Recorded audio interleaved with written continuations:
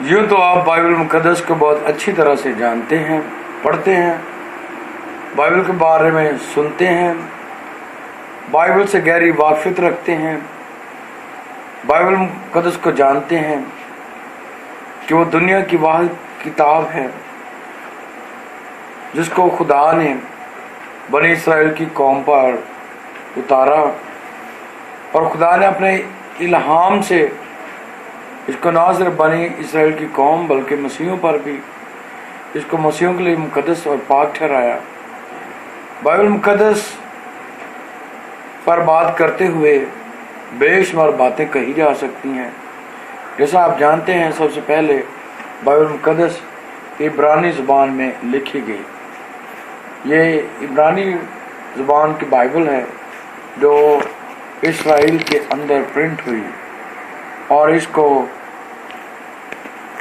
یاد کیا جاتا ہے تانخ کے نام سے۔ تانخ پہلا تاو یعنی تورا، پھر نون یعنی نواہیم، اور پھر قوف یعنی کتویم، یعنی اس کو تانخ کہا جاتا ہے، جس میں عبرانی متن کے مطابق 24 کتابیں ہیں جن کی گنتی 24 کی گئی ہے۔ اس کے بعد ہمارے پاس بائبل مقدس کا اردو ترجمہ ہے جو کہ کیتھولک چرچ نے کیا ہے، جس کا نام کلام مقدس کیا گیا ہے، جس کا نام کلام مقدس رکھا گیا ہے۔ اور پھر ہمارے پاس پروٹسٹنٹ ترجمہ ہے جس کو کتاب مقدس کہا گیا ہے۔ ان تینوں کتابوں کے حوالے سے ہم بائبل مقدس کی مختلف کتب کا تعارف پیش کریں گے۔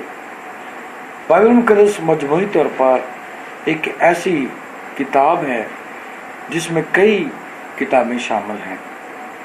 بائبل مقدس کی قدیم روایات کے مطابق جو کتب ہیں 72 ہیں، جو کہ 15ویں صدی تک رہیں، اور 15ویں صدی میں مارٹن لوتھر کے آنے کے بعد بائبل مقدس کی کتب میں اس کی کتب کے شمار میں ایک تبدیلی آئی۔ 72 کی بجائے 66 کتابیں مارٹن لوتھر نے تسلیم کی اور ان کو نام دیا۔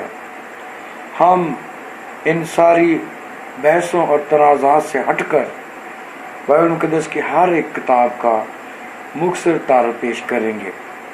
جیسے بائبل مقدس کی سب سے پہلی کتاب تکوین ہے، جسے پروٹسٹنٹ ترجمے میں پیدائش کہا گیا ہے، انگریزی زبان میں جینیسس، اور عبرانی زبان میں اس کا نام براشیت ہے۔ جینیسس کے لفظی معنی اوریجن، ماخذ، مبدا، ابتدا، آغاز یا آباء و اجداد کے ہیں۔ یہ کتاب شریعت کی پہلی کتاب ہے۔ شریعت کی دیگر 4 کتابیں خروج، احبار، عدد اور تثنیہ شرح ہیں۔ کتاب کا لکھنے والا کون ہے؟ کتاب کا لکھنے والا یہودی اور مسیحی روایات کے مطابق حضرت موسیٰ ہے۔ یہ کتاب کن کے لیے لکھی گئی؟ یہ کتاب خدا کی چنی ہوئی قوم اسرائیل کے لیے لکھی گئی، جس میں تاریخی واقعات کو ہر زمانہ کے ایمانداروں کے لیے رقم تراز کیا گیا ہے، تاکہ وہ خدا کی ذات کاملہ پر کامل ایمان اور یقین اور بھروسہ رکھیں کہ وہ قادر مطلق ہے۔ اس کتاب کو کہاں لکھا گیا؟ یہ کتاب اس وقت قلم بند ہوئی جب خدا کی چنی ہوئی قوم بنی اسرائیل بیابان میں 40 سال تک سفر کرتی رہی تھی۔ اس کتاب کو کب لکھا گیا؟ یہ کتاب اس وقت لکھی گئی جب اسرائیل کی قوم موسیٰ کی رہنمائی میں 1446 کاف میم سے لے کر 1406 کاف میم کے دوران بیابان کا سفر کر رہے تھے۔ اس کتاب میں کیا لکھا گیا ہے؟ یہ کتاب کائنات اور انسان کی تخلیق کو بیان کرتی ہے۔ خدا کا اس کی چنی ہوئی قوم کے ساتھ گفتگو کرنا موجود ہے۔ ابراہیم سے لے کر یعقوب کے بیٹے یوسف کے مصر کے حاکم بننے تک اور یعقوب کے 12 بیٹوں کے مصر میں روانہ ہونے کے واقعات اس کتاب میں موجود ہیں۔ اس کتاب کو کیوں لکھا گیا؟ اقوام ہمیشہ اپنے آباء و اجداد اور پشتوں کے بارے میں جاننا چاہتی ہیں۔ تکوین کی کتاب میں درج ہے کہ اسرائیل کی قوم کا آغاز خدا سے ہوا، جو عظیم خالق ہے، جس نے شاندار اور ڈرامائی انداز سے اس کی ابتدا کی۔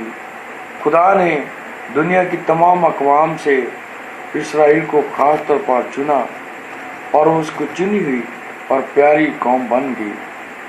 تکوین کی کتاب انکشاف کرتی ہے کہ اسرائیل کی منزل کنعان کی سرزمین تھی، جو وعدہ کی سرزمین بھی کہلاتی ہے، کیونکہ یہ ایک زرخیز ملک اور سرزمین تھا۔ اس کتاب میں ہمارے لیے کیا معنی ہیں؟ پرانے عہد نامے کے لوگوں کی طرح مسیح جان سکتے ہیں کہ ہم اپنی تخلیق خدا سے شروع کرتے ہیں، جس نے ہماری ابتدا کی، جسمانی اور روحانی طور پر ہمیں شروع کیا۔ اس نئی تخلیق میں ہم خدا کے نزدیک خاص اور پیارے لوگ بن جاتے ہیں، جیسا اسرائیل پرانے عہد نامے میں تھی۔